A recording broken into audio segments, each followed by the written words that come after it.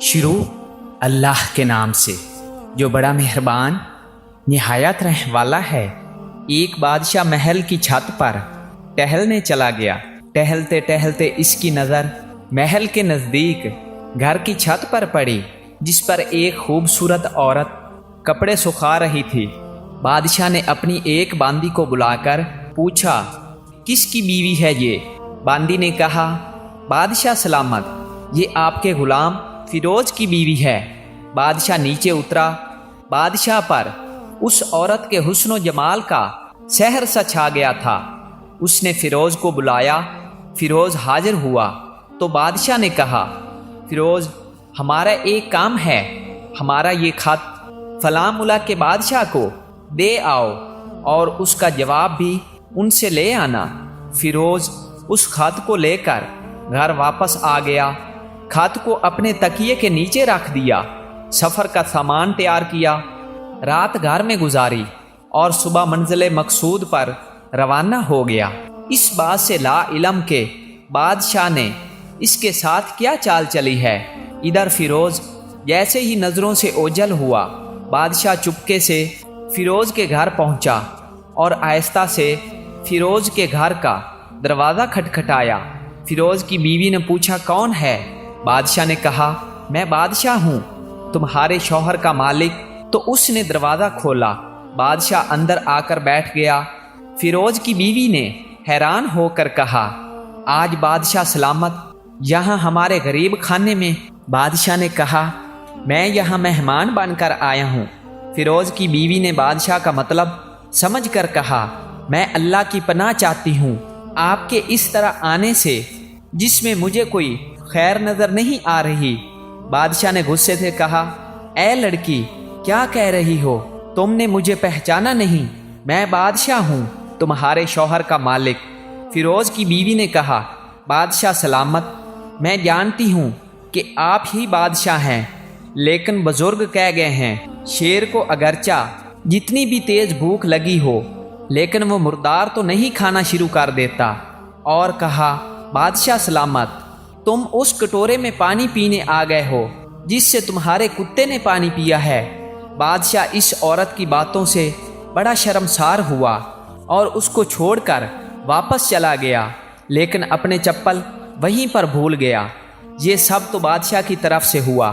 اب فیروز کو آدھے راستے میں یاد آیا کہ جو خط بادشاہ نے اسے دیا تھا وہ تو گھر پر ہی چھوڑ آیا ہے۔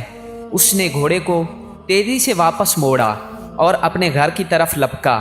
فیروز اپنے گھر پہنچا تو تکیے کے نیچے سے خط نکالتے وقت اس کی نظر پلنگ کے نیچے پڑے بادشاہ کے چپل پر پڑی، جو وہ جلدی میں بھول گیا تھا۔ فیروز کا سر چکرا کر رہ گیا اور وہ سمجھ گیا کہ بادشاہ نے اس کو سفر پر صرف اس لیے بھیجا تھا تاکہ وہ اپنا مطلب پورا کر سکے۔ فیروز کسی کو کچھ بتائے بغیر چپ چاپ گھر سے نکلا۔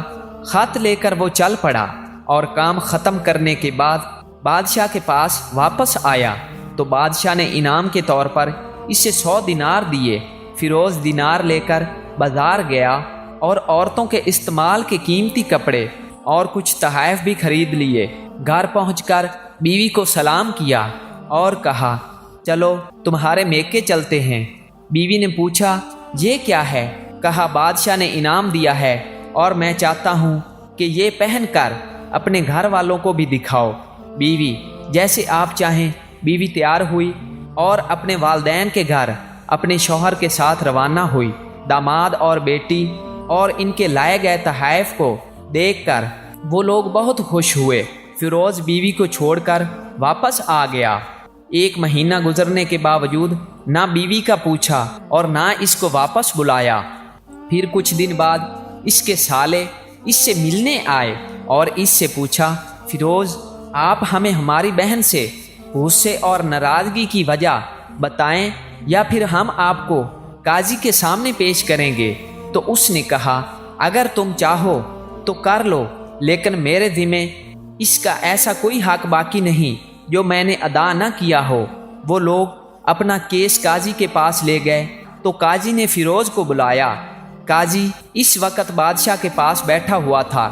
لڑکی کے بھائیوں نے کہا، اللہ بادشاہ سلامت اور قاضی کو قائم و دائم رکھے۔ قاضی صاحب، ہم نے ایک سرسبز باغ، درخت پھلوں سے بھرے ہوئے اور ساتھ میں میٹھے پانی کا کنواں اس شخص کے حوالے میں دیا، تو اس شخص نے ہمارا باغ اجاڑ دیا، سارے پھل کھا لیے، درخت کاٹ لیے اور کنویں کو خراب کر کے بند کر دیا۔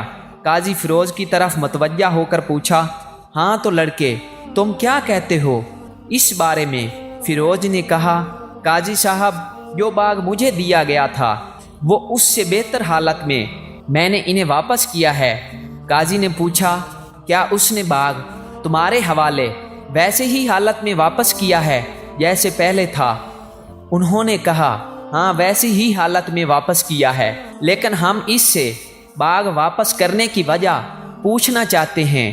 قاضی، ہاں فیروز، تم کیا کہنا چاہتے ہو اس بارے؟ فیروز نے کہا، قاضی صاحب، میں باغ کسی بغض یا نفرت کی وجہ سے نہیں چھوڑا، بلکہ اس لیے چھوڑا کہ ایک دن میں باغ میں آیا تو اس میں نے شیر کے پنجوں کے نشان دیکھے، تو مجھے خوف ہوا کہ شیر مجھے کھا جائے گا، اس لیے شیر کے اکرام کی وجہ سے میں نے باغ میں جانا بند کر دیا۔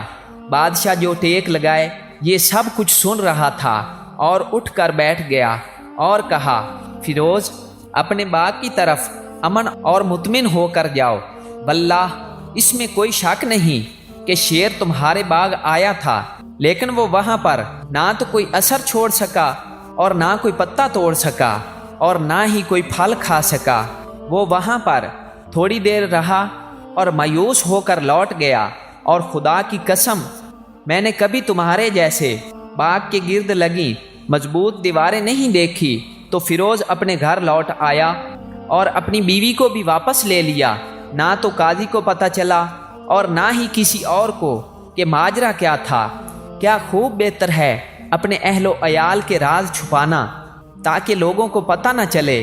اپنے گھروں کے بھید کسی پر ظاہر نہ ہونے دو، اللہ آپ لوگوں کو خوشیوں سے بھر دے گا، آپ کو، آپ کے اہل و عیال کو اور آپ کے مال کو اپنے حفظ و امان میں رکھے، آمین۔ اور ہاں، سوچنا لازمی، شکریہ، دعاؤں میں یاد رکھنا۔